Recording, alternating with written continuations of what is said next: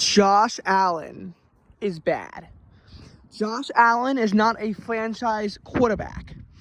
In this video, I'm going to be breaking down why Josh Allen is bad, and I'm also going to be defending, to a degree, why Sean McDermott didn't try to win the game in regulation in Week 12 against the Philadelphia Eagles, and instead, why he let the game go into overtime, which they eventually lost. Now, unfortunately, my Screencastify is making me pay, so I'll have to see how that is going to continue. But for right now, what you got to look at is Josh Allen is a turnover machine. He was second in turnovers. He led the AFC in turnovers. He was behind only Sam Howell. One might ask, Andrew, you're an Eagles fan. How can you be saying this about Josh Allen when Jalen Hurts is literally just as much of a bum? And my answer is, I agree. I'm actually happy that we got Kenny Pickett.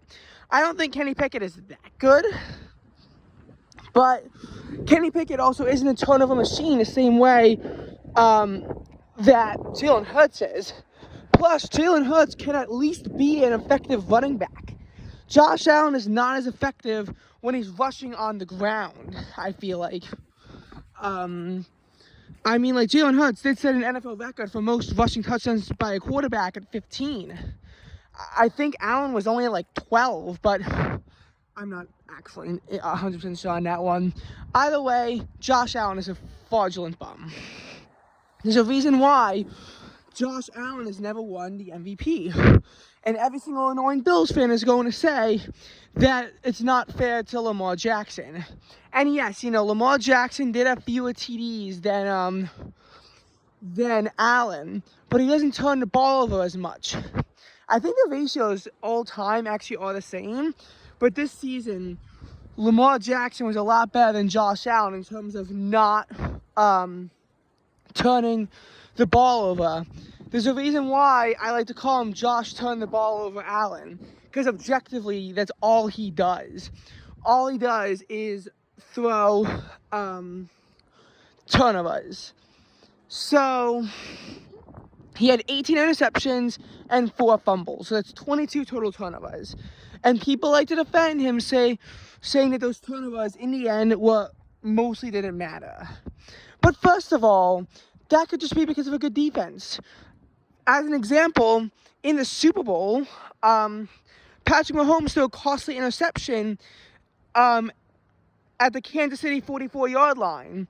But because the Chiefs had a good enough defense and stopped the 49ers, the Niners had to punt the ball away because they couldn't get a first down. One first down from that point, and they're in field goal range for Jake Moody. That was an excellent Chiefs defense in stopping them. And a lot of the same happens to the Bills. Plus, if you throw interceptions deep in opposing territory, it's a lot harder for them to march down the field. But just because those turnovers aren't costly in and of themselves does not mean that we can ignore them. Second of all, unlike Jalen Hurts, one of the things I'll say is that the Bills' offensive coordinator, at least after Week 11, was a lot more competent. Brian Johnson would literally have Jalen Hurts throw deep balls down the field for no reason when all they needed was a couple yards. They'd be aggressive with that, and that led to a lot more interceptions by Jalen Hurts. In the Seahawks game, which I will say that the refs in that game were questionable, I don't get why Jalen Hurts why Brian Johnson thought it was a good idea for Jalen Hurts to throw the ball all the way down to the Seattle 17-yard line where disaster struck. You're at the Philadelphia 45-yard line, and a field goal will send the game to overtime. Jake Elliott can hit from 60 yards out. So why not try to get to, say, the 40-yard line of Seattle, and then you have a makeable 58-yard field goal for Jake Elliott. I get not wanting to put too much faith into your franchise kicker, just because if they miss, it's disastrous. Plus, all it will do is send the game into overtime. But launching a deep ball that far down the field is not the way to do it either. And the result of this is that Julian Love gets NFC Defensive Player of the Honors Week award, and ultimately the Eagles are screwed over. But I digress. In any case, though, Josh Allen, is a ton of a machine. And in that dumb decisions video, he criticized McDermott because he said that, that his logic was he was worried that Josh Allen would get sacked and would fumble the ball. It didn't happen. He conveniently ignored the fact that Josh Allen threw 18 interceptions. A lot of games that he played in, the Bills threw interceptions, and that cost them big time. At the winning streak in the end, the amount of Allen interceptions did go down. Thank God. But what you gotta deal with is that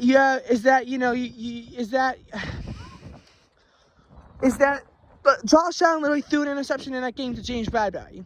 James Bradbury is one of the worst defensive players on our team this year. He threw an interception to James Bradbury, and the Eagles scored off of that. Had he not thrown that pick, Eagles lose that game because the Eagles are trailing 24-21, and the Bills had the ball. Even the Bills can't score on this drive, but if they do score on this drive, then it could be a 2-possession game. The Eagles ain't clawing back from that. Now it's 24-21. The Eagles have the ball. They get a touchdown to make it 28-24. And yes, the Bills get a touchdown to make it 31-28. But it doesn't really matter that much when the Eagles still kick a field goal to tie it up at 31 and send the game into overtime. It was a crazy game. And I will say, the Bills were involved in the game of the year the last 2 years. In both cases, they had double-digit leads that they late in the game they wound up blowing, and in truly astounding fashion. Like against the Vikings, Josh Allen had had 2 interceptions and a fumble. One of which in overtime that was a game-sealing interception. And in that game, Josh Allen threw a pick, and then the Vikings make it 27-23 after they were down 27-10 at one point. Then Josh Allen fumbles on a quarterback sneak after they get the stop on 4th and goal. So it doesn't matter. Vikings get a touchdown anyway, and it's 30-27. Yes, I will say Josh Allen did have him drive 60 yards down the field to kick a game-tying field goal. Doesn't matter, though, when you get picked off in the end zone. It just doesn't matter when you get picked off in the end zone.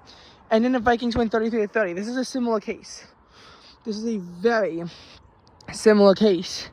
I feel it like, with that costly interception, it really was that factor. And this is the thing. This is why I'm going to defend McDermott for that decision. Because I know a lot of Eagles fans are saying, thank you, McDermott, for being a gutless coward. But I don't think that's fair on McDermott. If I was the Bills head coach, I would have had Josh Allen take a knee. There's a reason why I screamed that the game was going into overtime when Elliott made a 59-yard field goal, even though there were 20 seconds left. Because I knew that the Bills weren't going to try something there. It would be foolish. Now, obviously, if the Bills are trailing, yes, you're going to do whatever you want. Because at that point, an interception doesn't matter. You have nothing to lose and everything to gain by marching down the field. So, in that case, yes, push the ball down the field. That's why I like to say that initially, had the Lions went for the extra point initially to tie the game up at 20, that if the game goes into overtime, I think that Dallas, I don't think they're really pushing on the field that much. They're not going to be super aggressive about it, as aggressive as if it's 21-20. And that's a big reason why, too. You have to think about how good their offense and how good their kicker is. They realistically could have gotten a game-winning field goal in 20 seconds, but they would have been less likely to try that if the game is tied than if they're trailing. Like, they just are. They just, genuinely are. Less likely to try that. If I could show you the clip and analyze it, I would. And this is one of those decisions that only looks bad in hindsight with the fact that the Eagles won in overtime. Because if you think about it, yes, I know that official Jack Get a 9 says that when you're in, you want to win a game in regulation because all you do is get a field goal, whereas in overtime you have to score a touchdown or you have to stop the Eagles. However, like that analogy, I don't think it's totally accurate, because it's not just like kick a in overtime. You realistically have all the time in the world, and if you could get a drive that kills time off the clock, even if it ends in a field goal, you give the Eagles pretty much no time to respond if you can get a good drive that eats time off the clock. Whereas in this case, there's literally 20 seconds. And obviously, you know, if Josh Allen wasn't a turnover machine, he should have went for it. But Josh Allen could have very easily have thrown another interception. He only had one interception on a day. He could have thrown another pick. And if he throws another pick, then, you know, if he throws another pick, then it's disastrous. Like, it truly is disastrous. Because then you think about it, and you know, the Eagles now have the ball, and I get it. If they were like in borderline field goal range, where you just pray that the Bills miss that late field goal, if they're in borderline field goal range, I absolutely get it. I absolutely get that an interception is likely going to mean nothing. It's going to go to overtime anyway, because the Eagles are not going to then be marching down that far, and they'll pretty much have to resort to a Hail Mary, because they have to resort to Hail Mary because they won't be able to get into field goal range with enough time. But I just feel as though, like, if Allen throws an interception early, think about it. Let's say that on the second play, Allen throws the ball pretty deep down the field, and the Bills are at their own 40-yard line and gets picked off at midfield. Well, great, because now if you think about it, are the Eagles in the best position to win the game in regulation? Absolutely not. It would be an insanely long 68-yard field goal that Elliott probably misses. But if he gets picked off at midfield, the Eagles realistically have time to call an out route, get a little bit closer, and then maybe if they pick up 8 yards on the play, then it's a 60-yard field goal. Elliott can absolutely hit a 60-yard field goal. He's hit from 61 before. He hit from 59 literally like with 20 seconds left. So, I mean, it's tough to make that kind of a kick twice, but it's possible. And if it doesn't go short, then the Bills can't do anything about it either. That's the case. And if Allen, let's say, throws a pick on a first play at the 35-yard line, well, then that could be a pick six to end the ball game. Or it could be set the Eagles up in very comfortable field goal territory. That's the thing, is that in 20 seconds, could the Bills have won the game of regulation? Yes.